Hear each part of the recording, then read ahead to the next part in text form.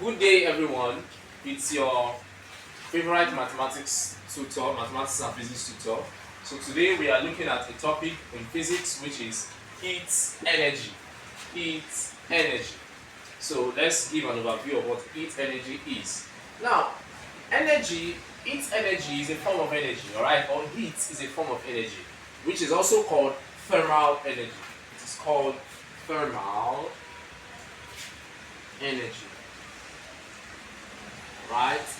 Now, heat energy is more or less is the measure of the average kinetic energy in a body. Alright? Now, before I go into that aspect, right? Now, let's talk about some few things. Now, when you say heat, right? Heat has to do with the hotness of something, right? When something is hot, alright?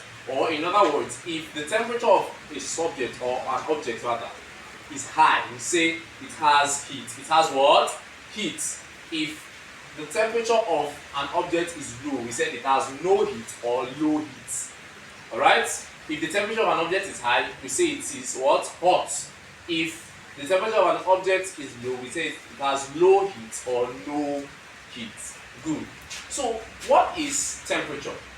Temperature simply is the degree of hotness or coldness. Temperature is the degree of hotness or what? Coldness. What does temperature do? It helps us or shows us the degree at which an object is hot or the degree at which an object is what? Is cold. Right. So that is what temperature is. Now, going back to the topic, heat energy. Now, when you place a pot, right? You fill the pot with water and you place it on a heated stove. What happens is that immediately you place the bowl of water or clean water on that stove, what happens is that the heat from the stove, alright, gets transferred into the water and makes the water hot. So this simply implies that a hot object, right, warms a cool object, not the other way around. Not a cool object or a cold object, warming an object. No. Heat transfers or energy transfers from the hotter object to the colder object. More or less like diffusion, right? So from higher concentration to, or is it osmosis now? So that's just the point. So energy transfers or moves from high concentration, meaning high heat or high energy, right, to the region of low energy, in this case heat. So that is what happens. So it doesn't go the other way around. It doesn't move from the cold region to the hot region. It moves from the hot region to the cold region. Now we have effects of heat. Alright? Effects of heat. Heat has lots of effects on solids, alright? Or it has effects on solids. So now that we established that heat is the measure of the average kinetic energy in the body. Alright, I will explain what that means. But just get this, that heat simply is when the temperature of the body is high, right? Coldness is when or cold rather, is when the temperature of the body is low. Now, we have effects of heat. Effects of heat.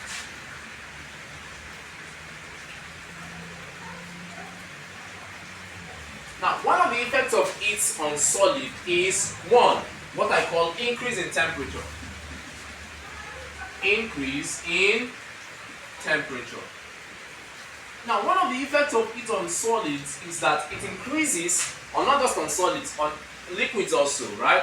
And in gases. It increases the temperature of the substance. Say for instance, now in this instance of the pot and the stove, once the water is, or the pot of water is placed on the stove, what happens is that, let's say the water was at a degree of 20, alright, or let's say for instance 2 degrees Celsius. Now mind you, Celsius is actually a unit we use in measuring temperature. We have other ones, we have Fahrenheit, we also have Kelvin, but one of it is called Celsius. Celsius is a unit of measurement of heat, of temperature rather. Is the unit of temperature. We have Kelvin, we also have Fahrenheit. So let's say the water was at 2 Celsius, right? Now, once you place it on the heated stove, on the hot stove, what happens is that the temperature of the water increases. Why? Due to the transfer of energy from the hot region to the cold region. So when we say increase in temperature, when heat is transferred from one point to another point, that point increases, or such substance or body increases in temperature. Another adverse or another effect of heat is expansion. Expansion. Now, heat causes expansion, and how do we know this? Say for instance, if you have a plastic ball, right? A plastic ball.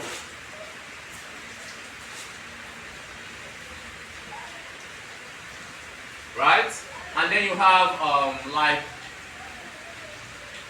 you have a heated steel or a heated metal. So in such case, this metal has like it looks like this. So you put this region or this section into a blazing hot fire. So this region becomes very red hot, or becomes very hot. So you take this ball and insert it into this circle, the plastic ball. Now you will notice that when you apply heat on this ball, and the moment you take it out, you will see that the ball has increased or has expanded. So heat causes expansion. Heat causes, and one of the reasons is because now the molecules the molecules in the liquid, all right, the heat creates a gap between these molecules. Now, what do I mean by that? The molecules of liquid are closely packed together. They are closely packed together due to an intermolecular force. The molecules of liquids and of solids rather are closely packed together due to an intermolecular force, meaning a force and an inside force, alright, acting within the substance. There's an intermolecular force joining the molecules together.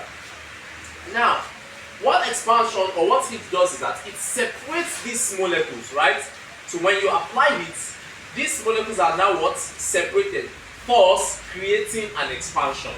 So that's what we mean by that. So once these molecules are, if there's a slight gap between them, let's say for instance we were like this before, so when you apply heat, so heat creates like a gap, alright?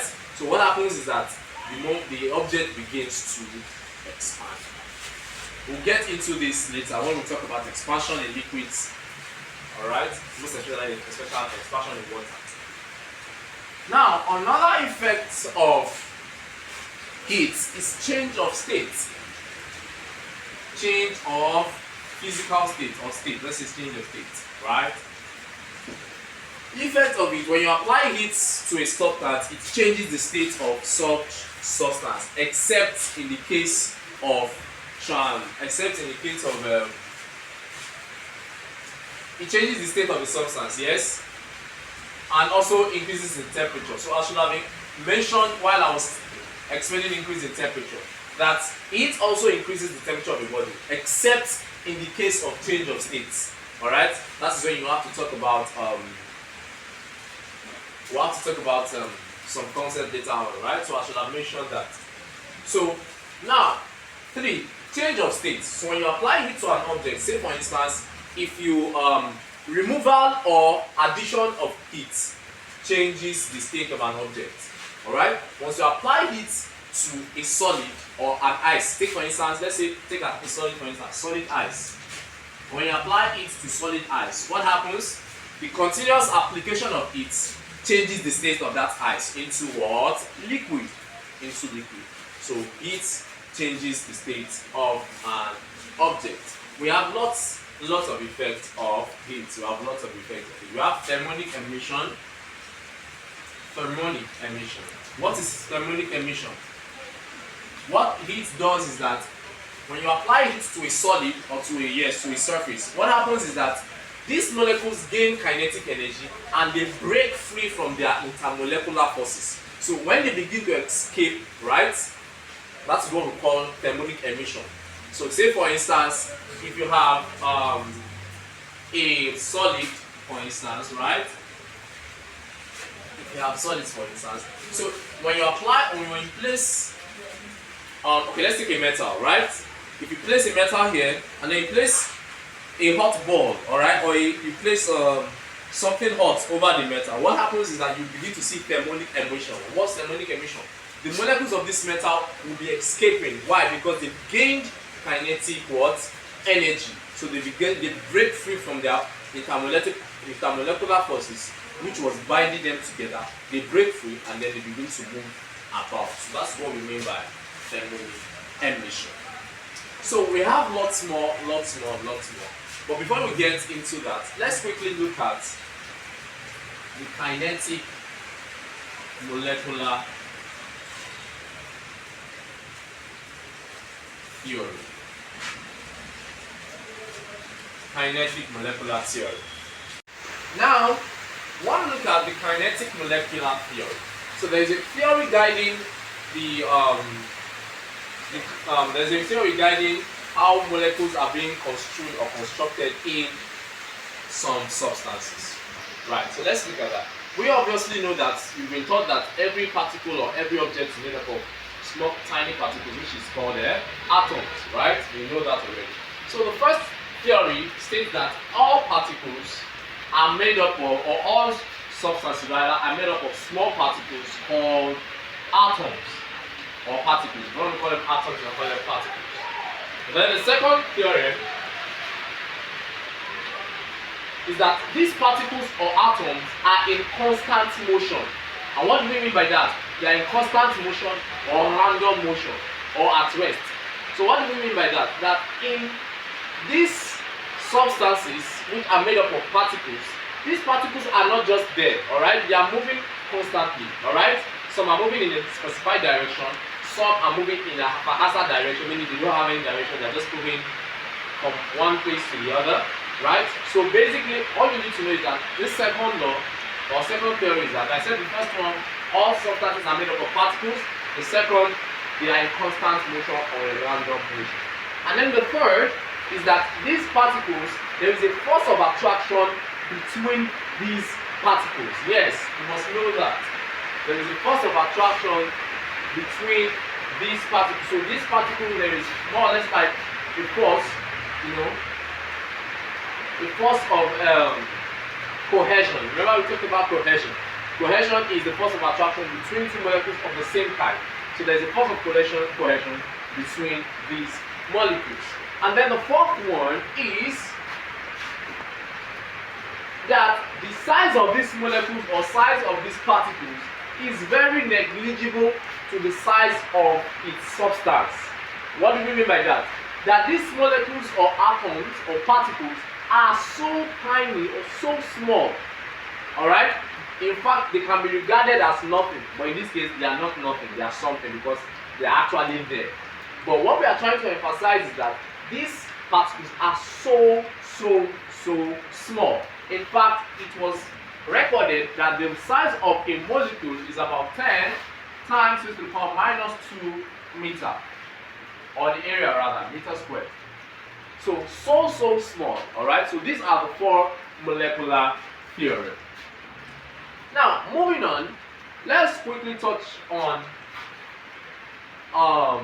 the kinetic or average kinetic energy.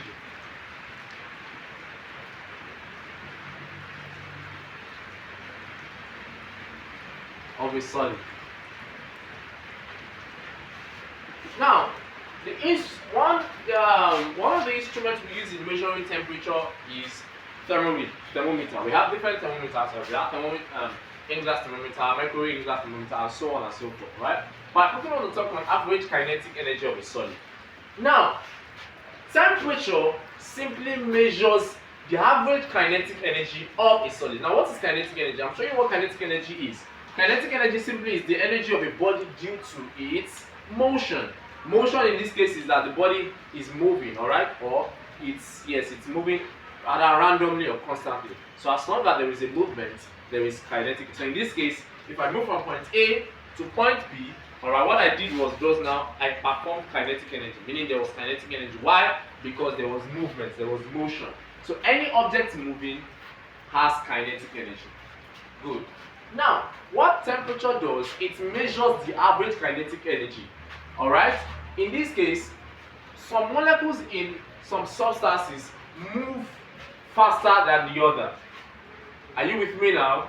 So what I'm trying to say here is that in some particles, or in some substances rather, some molecules have little kinetic energy, meaning although they are moving but not really fast, they are just moving about their main position. Alright, just moving from A to B, very slowly and very relaxed. Alright, while some other particles in some other substances are moving randomly, they are moving very fast. So whenever the kinetic energy of a substance, the kinetic energy of a molecule is high, or yes, is high, meaning there will be increase in temperature. So if this molecule is moving haphazard, meaning if it has high energy, moving from one place to another very fast. So from here it goes here, it goes here, it goes here, it goes here, like in very fast motion. Such substance has high temperature. But if the molecules are moving, within their main position, they are moving but not as fast as these ones. So this one we say has low temperature. So the trick or the concept is just that the temperature measures the kinetic energy of a molecule. Measures the kinetic energy of the molecule. So now that we've gotten this idea, so very quickly we want to move on to something very important, right? I call this, or physicists or scientists, we all call this, let's move on to something we call linear expansivity. So we want to look at linear expansivity. Now, the word linear simply is gotten from the word line, right? A straight line. And then expansivity, expansion. Now, when you bring these two together, this concept simply implies that, remember I told us that heat, one of the effects of heat is what? Expansion. Now, there is linear expansion. What do we mean by linear expansion? Meaning, this expansion only happens in one dimension. Meaning, it only happens in the length. Right? So when you say length, length is one dimension. When you add breadth, length and breadth, that's two dimensions. When you have volume, when you have height, that's length, breadth, height, you have three dimensions, right? But this is just one dimension. So most times solids increase in one dimension, meaning in one length, in length, yes. While some solids increase in area, right? In area. So that will be length and breadth. While some solids increase in volume, that will be length, breadth, and height. So but now we want to look at linear expansivity, that is the increase in length. Beautiful. Okay. Now, linear expansivity of a substance is the increase in length per unit length per degree rise in, or unit rise in, temperature. So linear expansivity of a substance is the increase in length per unit length, that is just one length, per degree rise in temperature. What do we mean by that? This is what it means. Now, let's take copper for instance. Copper is a metal, and copper has more linear expansivity, or has higher linear expansivity than silver. And why is that? Because copper is, let's take zinc for instance, or let's take iron, right? Has more linear expansivity. Okay, let's use silver. We have copper and we have silver. Now, copper has more linear expansivity than silver. And what does this mean? Remember we said linear expansivity is the increase in length per unit length per degree rise in temperature. Now, this is what we mean. When you apply the same amount of heat on copper and silver, so let's say the same amount of heat was applied on copper, the same amount of heat was applied on silver. This tells you that copper increases in length faster or more than silver, even though they undergo the same temperature. Alright, so that is what linear expansivity simply means. So they undergo the same increase in temperature, but the increase in length or the expansion is different. So the expansion in copper is higher than in silver. So that's what we mean by linear expansivity. So each metal or different substances have different linear expansivities. So copper has its own linear expansivity, silver has its own linear expansivity, zinc has its own linear expansivity, and so on and so forth. So let's take the mathematical formula for calculating linear expansivity. So linear expansivity is represented by this symbol, right? And it is equal to L2 minus L1 over L1 times rise in temperature. So we call L2 minus L1, we call that most times, we call it E, which is extension, while this is, we can reduce this to L1 and theta. Theta here stands for change in temperature. So if you don't want to write theta 2 minus theta 1, you can represent it as just theta. So we can say therefore that linear expansivity is equal to E over L1 theta. So either you use this or you use this. They mean the same thing. So this is the formula for linear expansivity. And it has a unit. It has a unit. So the unit of linear expansivity is per Kelvin. Is linear expansivity is measured in per Kelvin, and the symbol for that is K raised to the power of minus 1. And how was that gotten? Very simple. Now, extension is in meter, right? Obviously, because length is in meter, and also this is in meter, while obviously temperature is measured in Kelvin. So meters cancel meter, so what you have is 1 over K, and 1 over K is the same as saying K raised to the power of minus 1. So that is why the unit of linear expansivity is per Kelvin. Per Kelvin. Per Kelvin. So now let me give an instance. Before we go into some calculations, let me give an instance. If copper has a linear expansivity, for instance, copper has a linear expansivity of 0.00017 per Kelvin. Now, they might in some questions or external exams, they might ask you, what does it mean when copper has a linear expansivity of 0.00017 per Kelvin? So what you are going to say is, when copper undergoes increase in temperature, alright, it increases by 0.00017, alright, per unit length, alright. So whenever heat, alright, is applied to copper, so the length increased is what? It increases by 0.00017 when undergone or when it undergoes increase in temperature. So that is what that simply means. So this is the formula for linear expansivity. So please, if you are following us, please make sure you continue to subscribe to our channel and like this video, because we are still going to dive deeper into. So what we just did is just an overview of what this topic is all about. So later on in our next video on this same topic, we're going to dive deeper into calculations, various calculations. We're going to look at density, we're going to look at relative density. So many things, so many calculations. So please buckle up, make sure you are glued to this channel, and see you in the next class.